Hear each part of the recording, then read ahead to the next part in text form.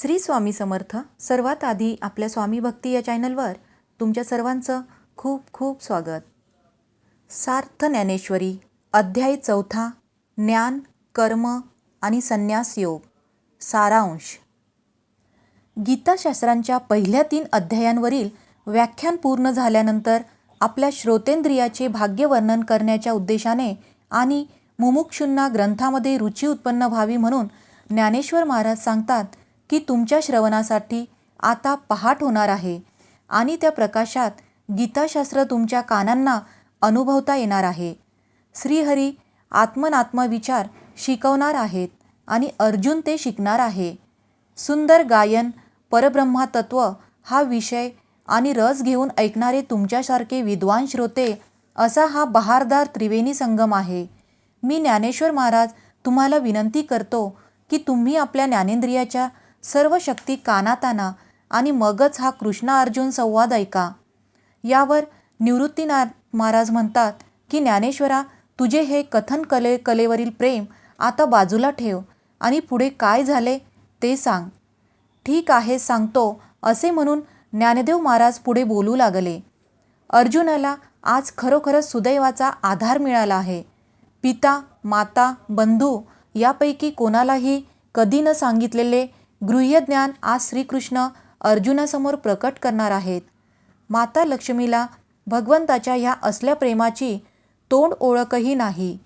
अर्जुनावर प्रेम करावे म्हणूनच श्रीकृष्णाने अवतार घेतला असावा. योग्यांना ते आढळले नाही. वेदार्थालाही ज्याचे आकलन झाले नाही आणि ज्या ठिकाणी ज्ञानाची दृष्टी पोहोचली नाही असा जो आत्मस्वरूप अनादी अविक्रिय भगवान आज अर्जुनावर कृपावंत झाला आहे. भगवान म्हणतात, कर्मयोग आहे असा हा ज्ञानयोग प्राचीन काळी आम्हीच विवस्वानाला सूर्याला सांगितला. सूर्याने हा योग वैवस्वत मनूला सांगितला आणि मनूने त्याचे आचरण करून इक्ष्वाकू नामक आपल्या पुत्राला सांगितला.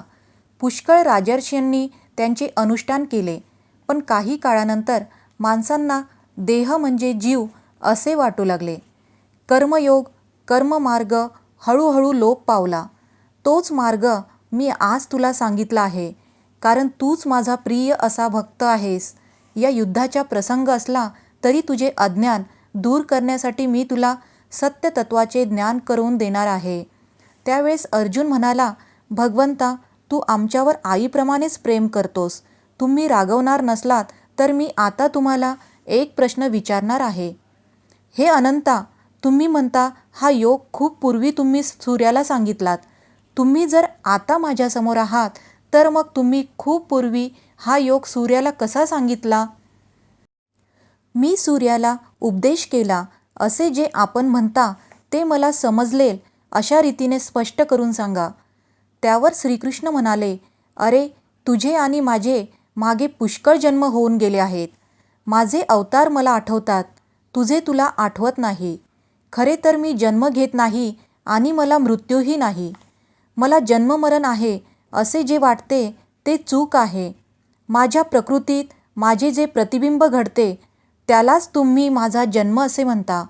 सर्व धर्माचे रक्षण करणे हे माझे कर्तव्य आहे. जेव्हा जेव्हा अधर्माचा प्रभाव वाढतो तेव्हा तेव्हा प्रकृतीच्या सहाय्याने मी जन्म घेतो आणि धर्माची स्थापना पुन्हा करतो. ज्ञानाला उजाळा आणतो, धर्म आणि व्यवहार यांची सांगड घालून देतो. माझे हे असे करणे ज्याला कळते तो विवेकी होय. त्याला आपपर भाव निघून जातो. विरक्ती त्याला आपलासा करते. तो विरक्त विवेकी माझ्यावरच्या प्रीतिधनाने संपन्न असतो. सर्व माणसे एक प्रकारे माझ्यावर प्रेम करतात. खरे पाहता देणारा आणि घेणारा कर्माशिवाय दुसरा कोणी नाही, हे नक्की. या मनुष्यलोकी कर्मापासूनच फलप्राप्ती होते. डोंगराच्या कड्याखाली ज्याप्रमाणे आपला शब्द प्रतिध्वनी होऊन उमटतो त्याप्रमाणे हे अर्जुना, या सर्व उपासनांचा मीच साक्षीभूत आहे. या उपासनेत ज्याची त्याची भावनाच फलद्रूप होते. प्राण्यांची कर्म आणि त्यांच्यात असलेल्या त्रिगुणांच्या मिश्रणाने 4 वर्ण होतात. माझ्यामुळे ते विभाग होतात, पण मी ते विभाग करत नाही. ज्याला हे योग्यपणे समजते तो कर्मातीत होतो. स्वधर्माचे योग्य ज्ञान आणि कर्माची निवडानिवड करण्याचे सामर्थ्य अत्यंत बुद्धिवंतांनाही नसते. तेही घोटाळ्यात पडतात.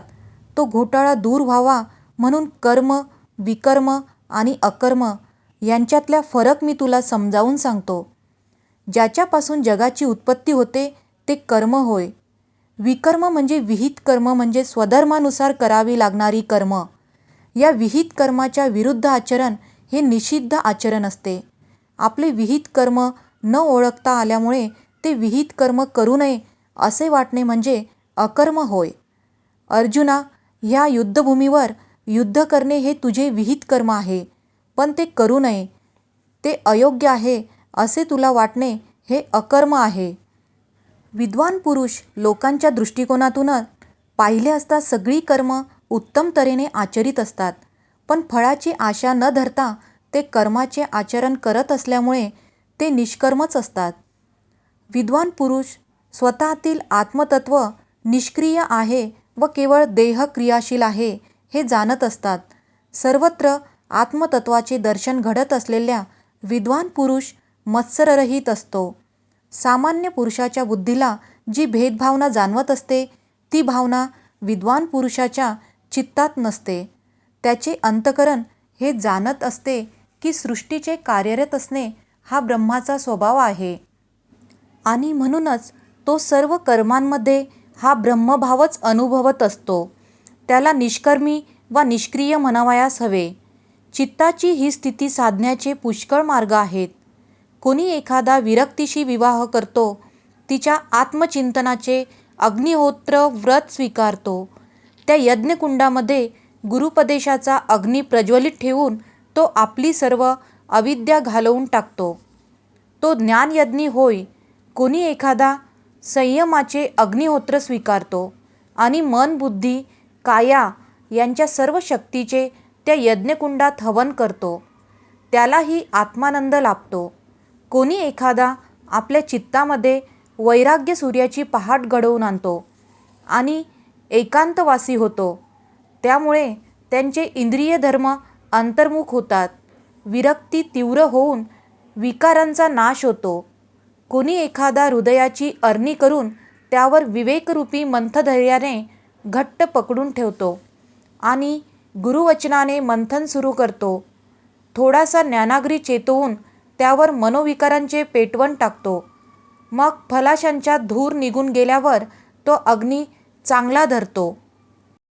या पेटलेल्या अग्नीने मग तो साधक सर्व प्रीतिभावांच्या समिधांचे हवन करतो. नंतर त्याला आत्मनंदाचा पुरोडाश मिळतो. द्रव्ययज्ञ, तपयज्ञ, वाग्यज्ञ असे निरनिराळे यज्ञ ते आचरतात. कोणी प्राणापानांचा संयमरूपी यज्ञ करतात, पण ते सर्व यज्ञ अवघड आहेत. जो कोणी अंतर्मुख होऊन जितेंद्रिय होईल त्यालाच या यज्ञापैकी एकाचे अनुष्ठान साधेल. या सर्व यज्ञांचे फल मोक्ष असते. ते चित्तशुद्धीने साधते.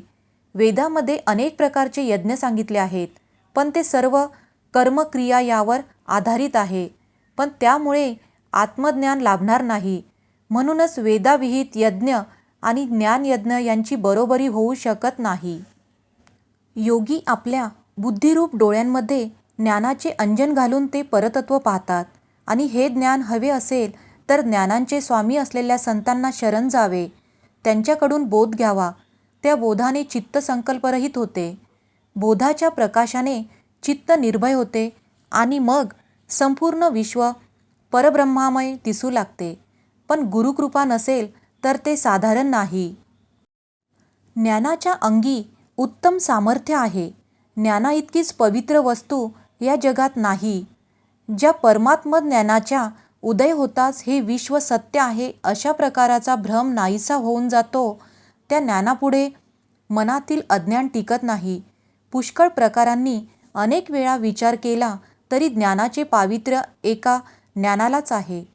अमृताची चव ज्याप्रमाणे अमृतासारखीच असते त्याप्रमाणे ज्ञानाला ज्ञानाचीच उपमा देता येते. ज्ञानाविषयी यापेक्षा जास्त चर्चा करणे व्यर्थ आहे.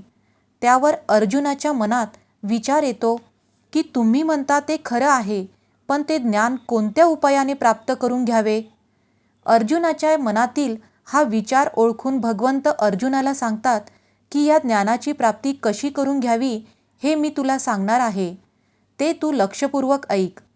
जो आपली इच्छा आपल्या मनाला सुद्धा कळू देत नाही आणि ज्ञानप्राप्तीच्या आशेने आनंदी होतो, अशा पुरुषास शांततेने ओतप्रोत भरलेले ज्ञान आपोआपच प्राप्त होते. ज्या मनुष्याच्या ठिकाणी अशा प्रकारच्या ज्ञानाची आवड नाही, त्याचे जगणे हे जगणेच नसते.